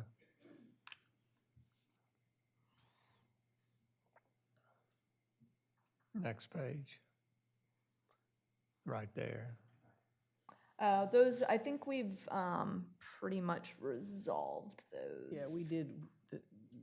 Well, no, not the second one. I still am, I don't see myself ever using that while I'm city arborist. I'll put it that way. Not to say somebody else wouldn't use that section, but it's too open-ended and has too much room for error. Oh, I thought we changed it to be on the same lot. Yeah, did. it's still, We did. We I don't, had- yeah, I can think of maybe one instance in the past 6 years where maybe I would have used this, but it's still justifiable under other sections, one of the other 7 reasons. And actually, So that you particular, don't think we need to put it as a reason at all because it's covered elsewhere if you need it? to an extent, I think this gives people Okay. too much latitude that we can claim, like I said, Yeah. a 30-inch oak is competing with the 31-inch pine. Right. Okay. And it's too open-ended. And the one instance I can even think of, the tree that was growing like on top of another tree was an invasive one, so it would have been covered by another I code. see. Yeah. Okay. I mean, we have corrected the one issue that you say there about Yeah. the neighbor coming back because we've said on the same lot. But if you don't even think that's necessary, Well, in the first bullet point, we corrected too, right? Correct. Yes. that the sub-requirements Yeah. trigger. Right. Meaning that one has to be a canopy tree and one has to be in the front yard. Right. Yeah, so if you have 10 Japanese maples in your backyard, you're still gonna have to plant trees to meet the minimum The front density. yard, yeah. Okay. So, I mean, I think this actually gets us back to what I said at the beginning of the meeting, that while we have been through everything as a first pass, we actually now have 3. We had 2 before today, now we have 3 sort of holes. One is this mitigation issue. Another biggie is the whole tree protection section of the code that we talked about last time and didn't really solve, and that I have heard Liz say is our biggest issue, and so we need to solve it. And then the third that we came up with today is the sort of all the various enforcement actions. You know, I don't see working those through at a meeting like this. I think those have to be worked through outside the meeting, but how, I'm open to suggestions. I don't really have I just know we need to do it. And I think we're at a point where we can, that if we were to go back and solve those problems, realizing that there may not be small problems, but if we go back and solve them, then I think we're ready to look at a second draft of the code with those in place, and we're pretty far along in terms of then, you know, giving it a final legal review and adopting it once those issues are addressed. But the question is, you know, how? We can work together on the Yeah. enforcement and Right. remedies and violation and collapse that. On that section, though, because the commissioners are considering a second ordinance outside of this major overhaul, are you going to proceed with that ordinance and perhaps adopt it just to get something on the books with enforcement and remedies? I mean, we have it in, It's the pleasure of the commissioners, and what Glenn's referring to is, you know, my desire to have accelerated a review of and any amendments to the violations portion. Is there a favor to, are we somewhat happy with what we have here that we'd like to go forward?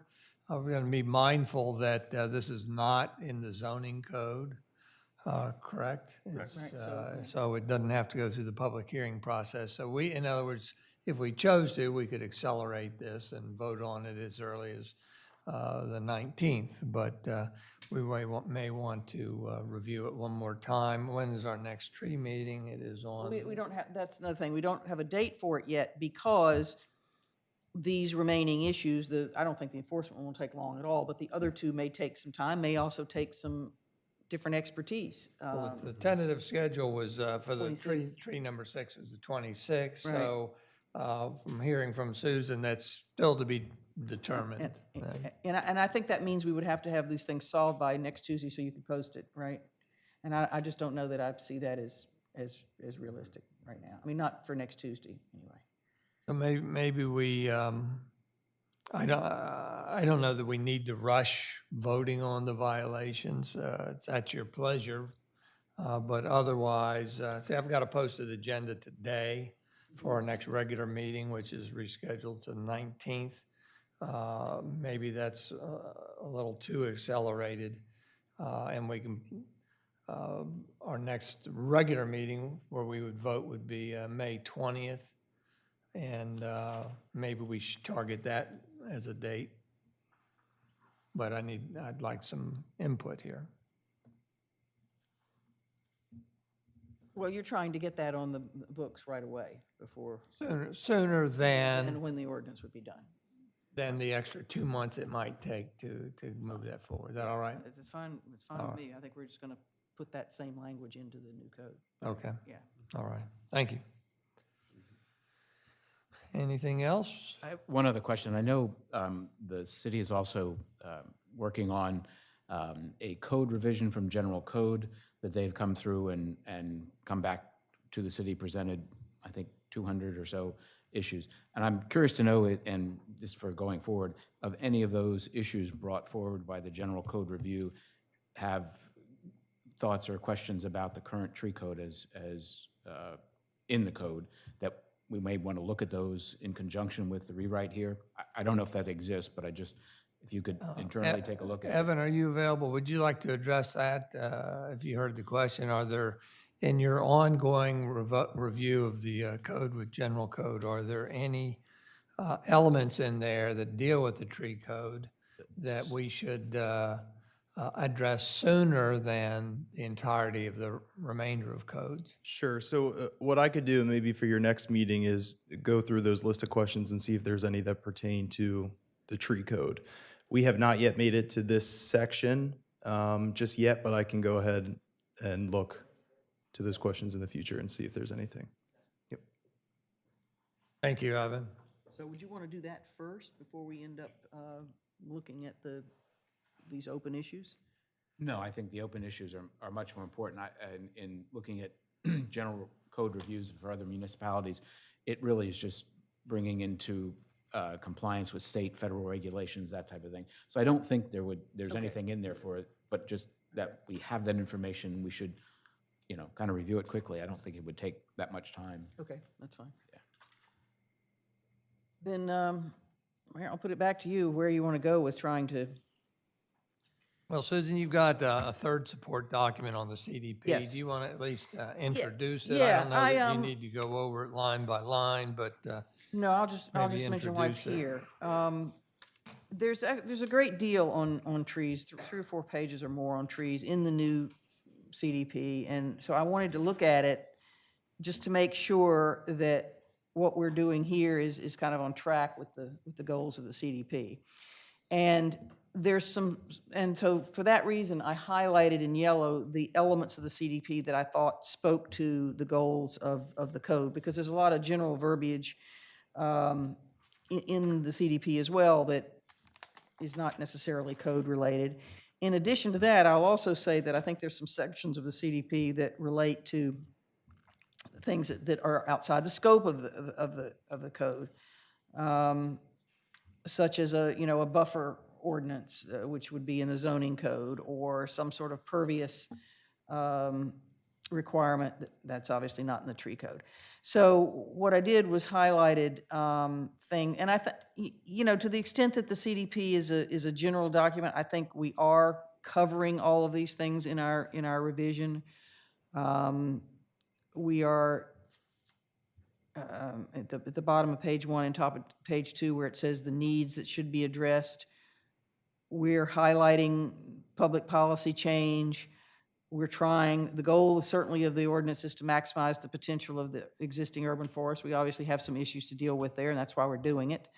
The city section of the code deals with planting and maintaining trees on city spaces.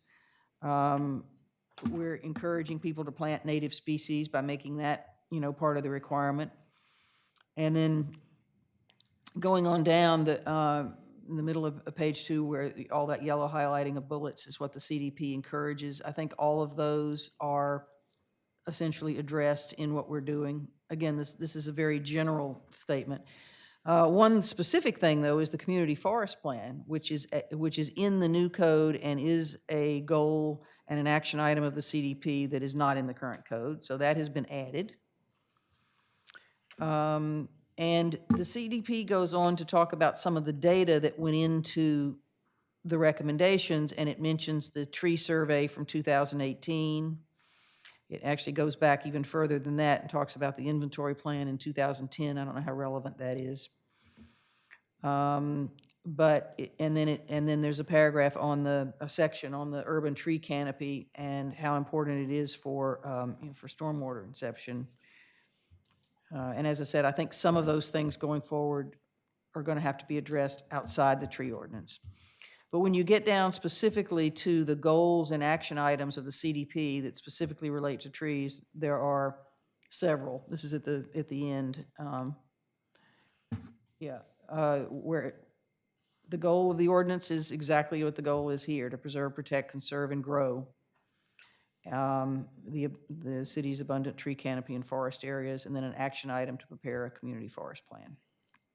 As I said before, the H here, the wetland buffer outside the scope, funding a replacement of trees and restoration of the sidewalk system outside the scope of the tree ordinance. But, you know, I think if we can solve the open issues, we will have met these goals.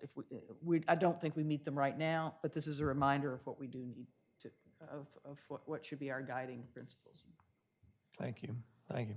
And just another reminder that this is taken from the draft 2020 CDP that's yet to be approved.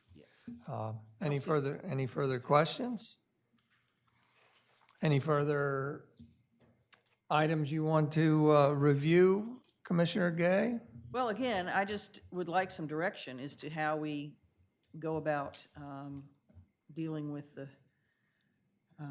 open issues, not the legal open issues, but the other open issues, and when we next come back. Like, are we asking, like, do the commissioners agree that we need to increase the protection, that it's insufficient in the draft as it is? I don't know if we even came to an agreement on that. Well, I think there are certainly some things that need to be addressed today. Gender neutral requirement from Commissioner Gossett. Evan's going to review general code. Glenn's going to look at consolidating some of the enforcement and violation, et cetera. So those are some things coming out of today's meeting that can be addressed. I would say perhaps a path forward would be not to rush this to the 26th, perhaps, but to get everything in order from beginning to end, and we start over at the beginning. And I think it'll go a lot quicker because we've addressed most of the things, but we still have left, even from the beginning, some voids in there. And I would suggest that as we approach each void and that we indeed make a decision, so that by the time we get to the end of it this time, we have something that we're ready to present and vote on. Commissioner Lee, at the beginning, you mentioned we had 2 unresolved issues. Just to bring those back around and Could you remind us of, in your mind, what those are? Well, the one is protection. Right. Is what is in, and one of my recollections from the last meeting in talking about protection was enforcement. You know, how do you enforce all of those things that are required? But I'm not sure that you even thought that the protection that's in there is good enough. Pretty much what we have now, and I think all our discussions have led that it's not good enough. Right, yeah, okay. So, Susan, on that point, because I sense very clearly that our city arborist believes our protection is not stringent enough. It's not even stringent. It's 15 years outdated. Okay. If it was That's updated at even the better. time. Even better to say it's 15 years outdated. So who other than our city arborist, I mean, what other resources do we need to give us a path forward to strengthen? Yeah, do you have specific recommendations then that you would want to see in there? As if, Yeah, I've gone over different things in the past that because I've practiced in a lot of different municipalities. And once again, this is more than 5 years ago, but I've stayed relatively up to date on that. And a lot of times the new technologies come at a cost, and I think we've pretty much all come into agreement if somebody's paying $3 million for a new house and lot, that the minimal cost of the tree preservation is worth it. okay, so then you could have some ideal language of how you'd like to see the protection done. Well, I can give you techniques and things that other municipalities do or require or utilize, how we want to put them into code, if we want to put them into code at all. Well, I think we do, and the Yeah. question is specifically what, and that's where I Okay. don't have that expertise. I don't know that any of us up here have that expertise. So if you can get us some, then I can work it in. You know, Okay. that would be great.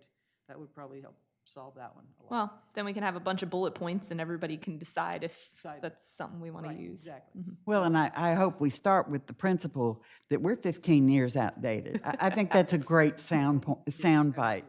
Yeah. 15 years outdated, even if we were to get it to be 5 years outdated, that would be an improvement. Right. Well, this type of stuff, it's not like when you talk about arboriculture or ecology, it's newer science. So it's not 100-year-old science. So things change a lot year to year. What was good 5 years ago may be laughable now. So it's not even necessarily our fault. If it was anything else, 15 years maybe isn't that long. And so then the other big one is the mitigation. Mitigation. Yeah, is to how to deal with that. And, you know, I hate to go back to the language that everybody thought was confusing, but apparently it's not in practice, so we have to do something with that. I don't know, does everybody think they want to stick with tree for tree? Because I think we need some direction on that if we're going to move forward. That certainly is the simplest approach, but I don't know that it's the most practical. And comment, State your name again. Hi, Carolyn Diefendorfer, 113 Newcastle. At the last meeting, I think an idea was thrown out that maybe there could be some type of mitigation that looked at the total caliper or DBH left on your lot. And Liz, I think you had even recommended it be a big number. But that would at least help the lots that are already wooded. Right. I mentioned a house that I walk by often that's got 20 trees in their backyard. If they had to take down, I mean, there's one that's right up against their house. If they had to take that down, in my mind, it'd be silly to tell them they have to plant more trees, because I've looked at the other side and they have trees in their front yard too. So it'd be great if there was some kind of hybrid, here's the basics, but if you have something greater than, and make it a big number, that you don't have to. I'd like to see something like that. It's not going to help, I don't think it will help us, you know, with our tree issue, but it would help a lot that's already got way more trees than they would ever have to plant if they were starting from scratch. Right. Carolyn, anything else to close out the day? I don't think so. All right, No, I thank think you guys have done a great job here. I'd love to see, and I think you were getting on this, a complete, you know, chapter Yes. to go through before Next, oh, absolutely. before there's any vote Oh, on yeah, it, so that we can totally. see if there was something Totally. that, Yeah. you know, doesn't make sense after all, that kind of thing. Thank But you, Carolyn. you. When you use the adjectives like great, if you would lean into the microphone, we would appreciate it. No problem. Thank you, thank you. So a question for Liz, and talking of a big number, are we talking 300 inches or? I think I said 75. I think 75, I think somebody said something like 20, and I was like, no, it needs to be more like 75. Like Yeah. if we have 3 25-inch trees on the lot, that's a lot. And that would that be only of native trees, if you will, and excluded invasives? I mean, to get it a little bit down there so that, you know, we're would- promoting again the right kind of, the right tree in the right place type of thing. Yeah, you would probably want to exclude any tree that wasn't in good condition, or maybe the 5 or so that we had listed in the code, the nuisance ones. Invasive, right. So And in maybe- essence, this list is what could apply to that 75 inches type Yeah, of thing. because we don't want somebody with 30 Great myrtles. arborvitaes, crepe myrtles. Yeah, those I don't think are what we're looking at. So, so again, in quantify or qualifying what could be part of that quantity of the 75 inches, if you will, is that kind of the direction you think we should go? Yeah, or maybe we can add I think this code delves a little bit more into like canopy too. So maybe it has to be a canopy species. But just the more bullet points we put under that, the more complicated it gets. Well, So- but yet, I don't disagree with it, but I think with your statement, but if it's kind of just steps to go through that are very clear, if I have to maintain 75 inches and it has to be of these species. Well, or it has to be non-invasive and, but I don't know, they would all, they'd all have to be, wouldn't all have to be native, would they? Or should they? I don't think that's that But imperative. again, it's up but to your bullet points that you bring back to us, but that's kind of the direction. Yeah, I was just to suggest that maybe Commissioner Gay work with Liz and come up. It's always nice to have alternatives and options, you know, to present something in front of us. That you've done a great job on your chart up there. We appreciate your time and efforts in doing that.